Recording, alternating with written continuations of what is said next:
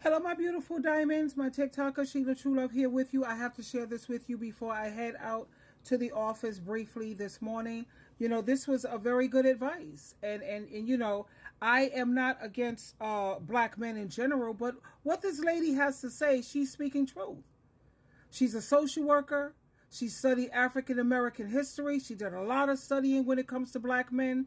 And this is the advice that she's giving a lot of the women out here. She's not bitter. She's not angry.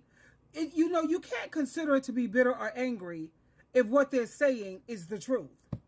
It is what it is. It's just the truth. Of course, this does not apply to all black men, but I would say majority. I would say like 97%. Absolutely. Disclaimer, disclaimer. Black men, argue with your ashy ass absentee daddy. Do not argue in my comment section. This is my truth. If you don't like it, sorry about your luck. Now, what I came to say is the biggest regret that I have in my life is giving birth to a male child fathered by a black man and then attempting to raise that child by myself. If I could tell my granddaughter, my nieces, the black young women and girls that I love anything, it would be, do not have a man's baby and do not cohabitate with a man. Do not have a man's baby and do not cohabitate with a man. You should be using protection at all times. Protection from STIs is not the same as protection from pregnancy. You should be using both prophylactics and birth control. Condoms are for your protection from STIs. You should also be on some kind of birth control pill or birth control, whatever. Because they do it all kind of ways nowadays. You can get a patch, you can get a pill, a ring, all kind of shit. Find what works for you. Get on it, stay on it, be diligent. And your pregnancy prevention is your business. I would not tell a man that I am on pregnancy prevention. In fact, I would tell him that I am not, and that is why we must at all times use protection. I want you to keep in mind that currently they are trying to take your right to terminate away. So if you get pregnant, you have no choice. You have no option but to have a baby. Protect yourself at all costs. If they take away or make it hard for you to get birth control, abstain. Having a baby, having a child, by any man, but especially a black man, generates so much work. And if that child is a male child, you will never stop giving until you're all dried up. You give them all you got, and that's when you get discarded. Do not have their babies. Do not cohabitate with these black men. And I want you to keep in mind that I am not just the mother of a black child, a black male child. I am a social worker for over 20 years. I have been in tens of thousands of living rooms. I have watched how having the children of black men plays out in the lives of women. I am speaking not just from my personal experience, but also my professional experience and my educational experience. I study sociology, the study of communities. I study African American studies, black men, and I have a master's level education in forensic psychology. I am speaking to you from my personal, professional, and educational background. Do not have their babies. Do not cohabitate with these men. If I could tell the girls that I love anything, it would be those two things.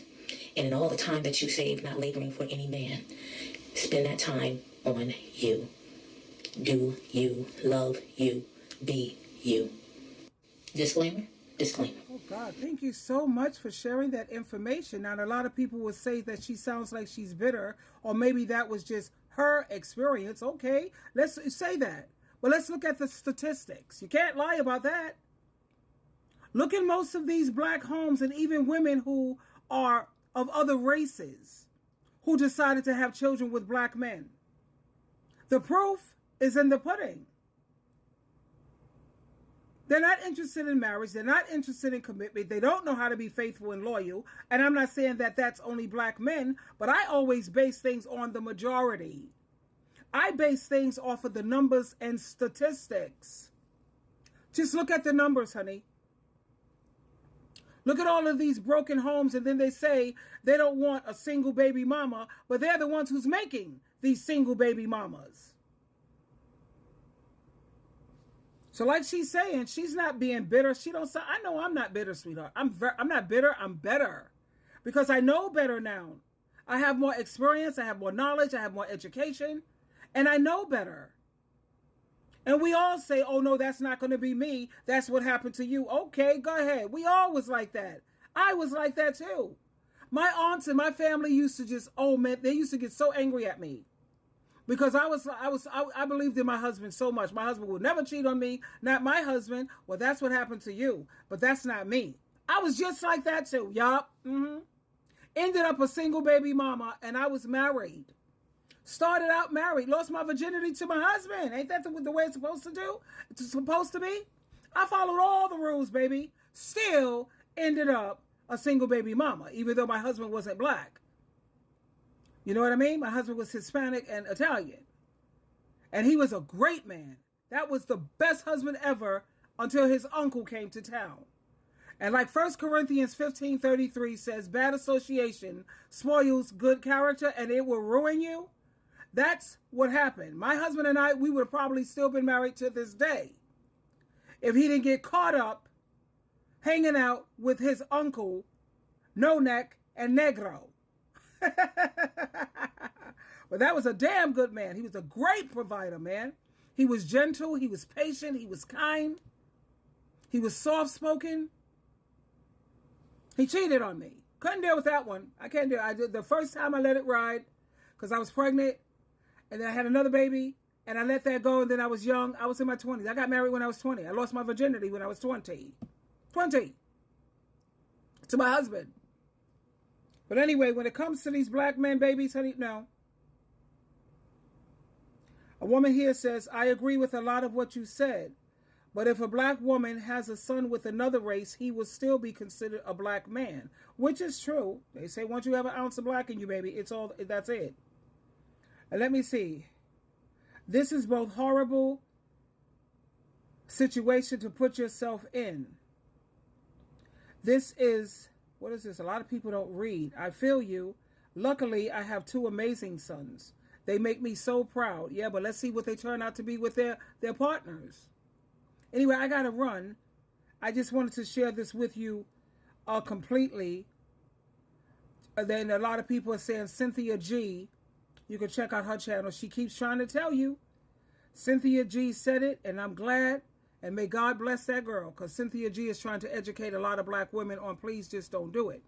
But anyway, there you have it. I wanted to share that with you this morning. You have good and bad in all races. But let's talk about the percentages. You may have, 10% rotten other races, but at least 90% of these men are pretty good and decent. 10% are rotten. Whereas with the black man, let's look at the percentages here. 97%, I would say, rotten to the core. To the core. It is what it is. I hate to say it, but it is what it is. The truth is the truth. Don't believe me. Don't believe what anybody have to say. Do your own research. Just look around you. Just look around. Talk to a lot of the other races of women who have children with black men. Talk to them. Check it out. Twinkle, twinkle, twinkle.